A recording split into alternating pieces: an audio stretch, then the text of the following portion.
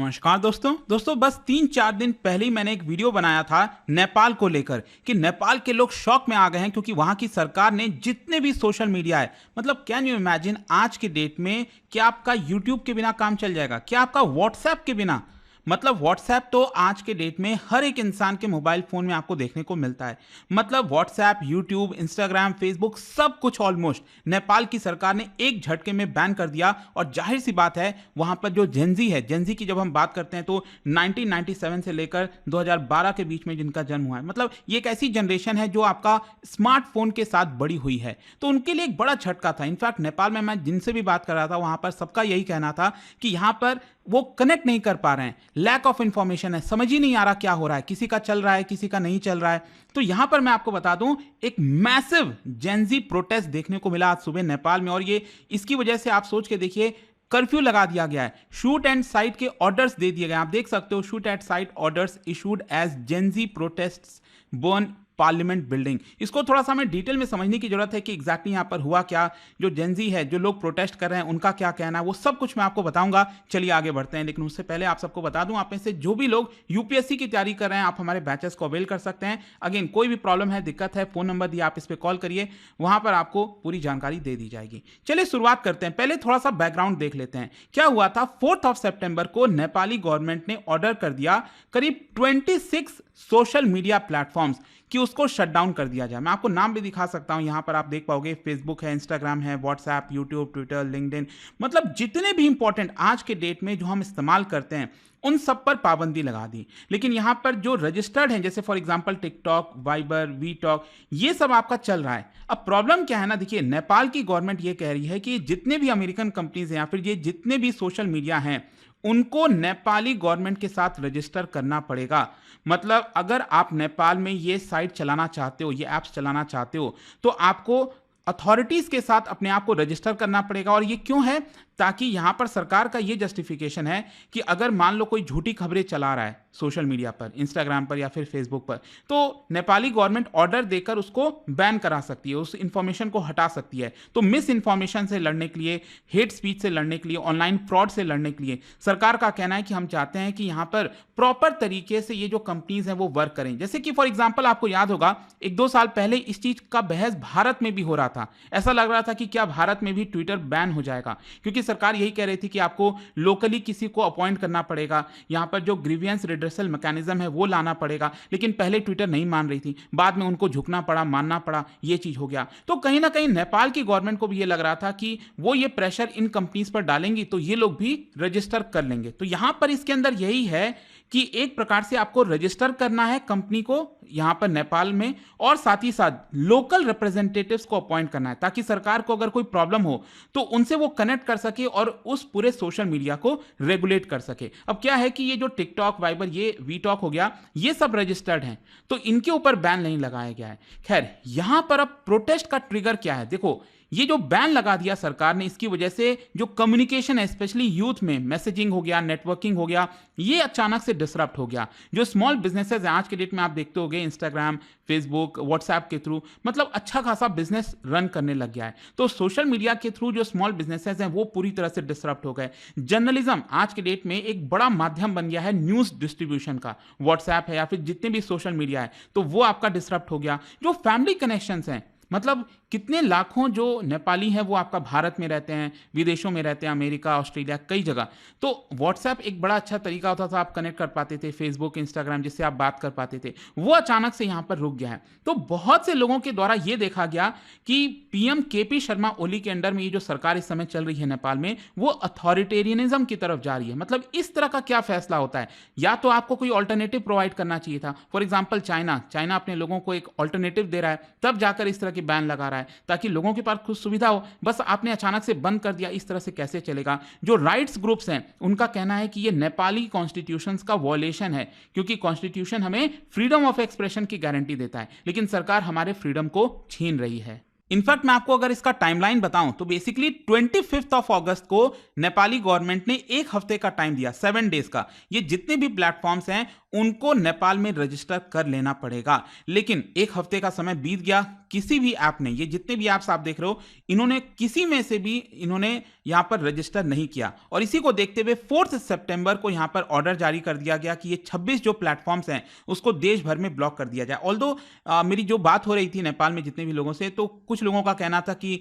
कभी उनका व्हाट्सएप चल जाता है, कभी नहीं चलता है, कभी इंस्टाग्राम, इनफैक्ट इंस्टाग्राम फेसबुक तो काफी हद तक बंद भी हो गया है। ऐसा मतलब अलग अलग प्रक्रिया आ रही है। खैर 5 सितंबर को आप देख सकते हो नेपाल की जो नेशनल ह्यूमन राइट्स कमीशन है और जो जर्नलिस्ट ग्रुप है, उन्होंने यहां पर कंडेम किया है इसको लेकर जो सरकार ने बैन लगाया, और कहा है कि सुप्रीम कोर्ट के अंदर हम पिटीशंस फाइल कर रहे हैं। और फाइनली आज जो है 8 सितंबर को आप देख सकते हो मैसिव प्रोटेस्ट, जी हां, काठमांडू के अंदर जो जेंजी यूथ है वो सड़कों पर उतर गया, और बड़ी मात्रा में आपको वायलेंस देखने को मिलेगा, जिसकी वजह से कर्फ्यू लगाना पड़ गया। इनफैक्ट आप देख सकते हो यहां पर जो प्रोटेस्ट है इसमें ज्यादातर जो यंग नेपालीज हैं, स्टूडेंट्स, डिजिटल एंटरप्रेन्योर्स, इन्फ्लुएंसर्स हो गए, वो सड़कों पर उतरे। यहां पर उनके अंदर गुस्सा था सेंसरशिप को लेकर, और साथ ही साथ जो ऑलरेडी नेपाल के अंदर करप्शन चल रहा है उससे लोग ऑलरेडी बहुत ज्यादा फ्रस्ट्रेटेड है। तो क्या होता है ना कि जब ऑलरेडी इतनी सारी प्रॉब्लम्स हो रही हैं तो एक चिंगारी चाहिए होती है इस तरह के प्रोटेस्ट के लिए, और इसीलिए आपको देखने को मिलेगा स्लोगन्स में यह कहा जा रहा है, shut down corruption not social media.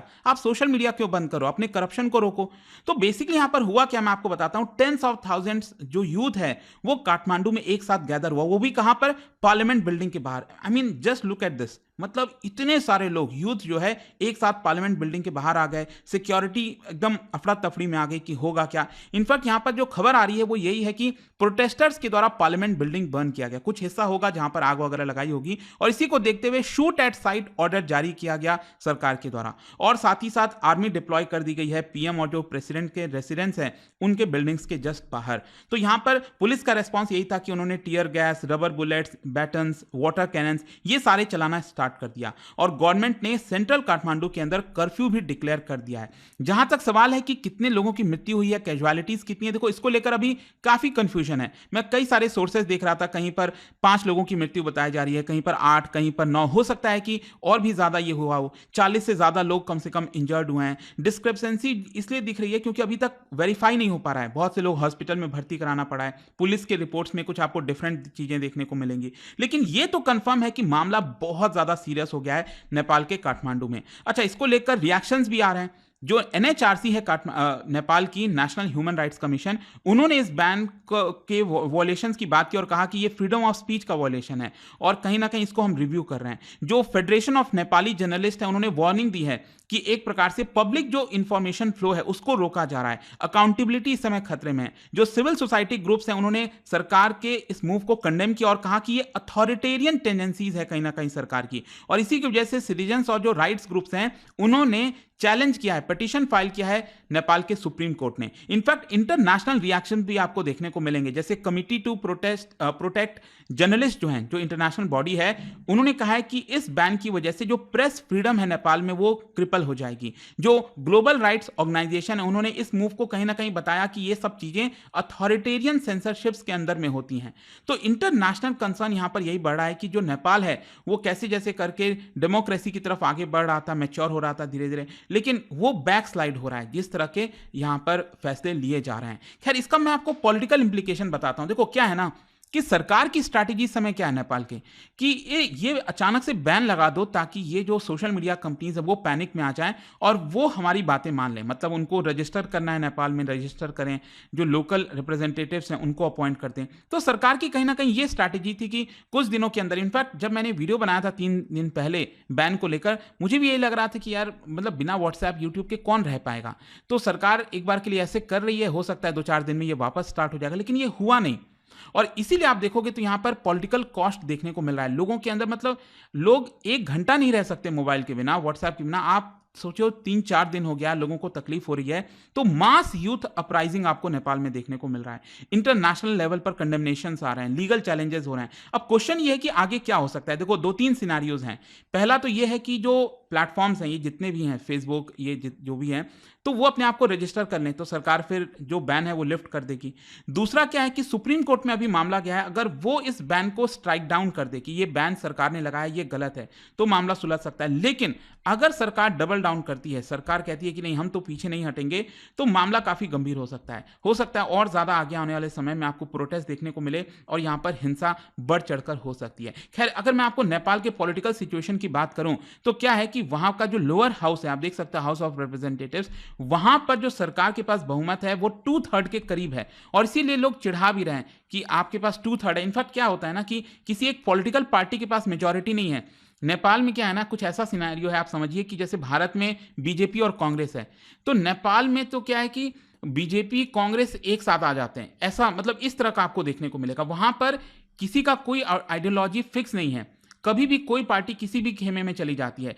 Nepali Congress के बारे में सुना होगा, उनके पास सबसे ज्यादा सीट हैं 88। शेर बहादुर देउबा के बारे में आपने सुना होगा, जो पहले प्राइम मिनिस्टर थे, तो वो अभी प्राइम मिनिस्टर नहीं है। प्राइम मिनिस्टर कौन है? केपी ओली। ये जो उनकी पार्टी है ना, CPN-UML, ठीक है।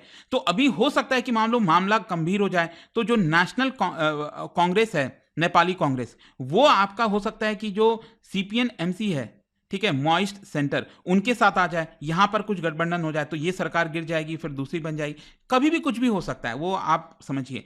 अच्छा, इसका ब्रॉडर इंपैक्ट मैं आपको बताऊं तो एक तो क्या है कि नेपाल में जो इकोनॉमिक कंडीशंस हैं वो खराब चल रही थी, फिर जो स्मॉल बिजनेसेस हैं, जो क्रिएटर्स हैं, उनकी इनकम लगातार लूज हो रही है। सोशल मीडिया, मतलब जो फैमिलीज हैं वो अपने मेंबर्स के साथ बातचीत नहीं कर पा रहे हैं, भारत में जो लोग रह रहे हैं, विदेशों में रह रहे हैं, तो कम्युनिकेट नहीं हो पा रहा है। मीडिया का कहना है कि वो न्यूज़ को डिस्ट्रीब्यूट अच्छे से नहीं कर पा रहे हैं, और जो यूथ एक्टिविज्म है वो काफ़ी स्ट्रांग हो गया है इस समय। लेट्स सी आगे क्या होता है, बट आई होप कि इस वीडियो के थ्रू आपको जो करंट सिचुएशन है नेपाल की वो समझ में आई होगी। और जाने से एक बहुत ही इंटरेस्टिंग क्वेश्चन यहां पर आपको बताना है कि नेपाल में एक बहुत ही इंपॉर्टेंट रीजन है, दैट इज तराई रीजन। क्या बता सकते हो ये किस चीज के लिए सिग्निफिकेंट है, ये जो तराई रीजन है? और इसका राइट आंसर आप सब जानते हैं, मेरे इंस्टाग्राम पर तो मिलेगा ही, वहां पर अगर आप नहीं हो कोई बात नहीं, टेलीग्राम से आप ले सकते हैं इसका सही उत्तर। और दोस्तों, जैसा मैंने आपको बताया, अगर आप यूपीएससी की तैयारी कर रहे हैं, कोई भी बैच चाहते हैं, 2026 वाला बैच हमारा कल से ही स्टार्ट हो रहा है। You just have to use this code Ankit live, maximum discount के लिए फोन नंबर दिया, आप इस पर कॉल करिए, मेरी जो टीम है वो आपको अच्छे से गाइड करेगी।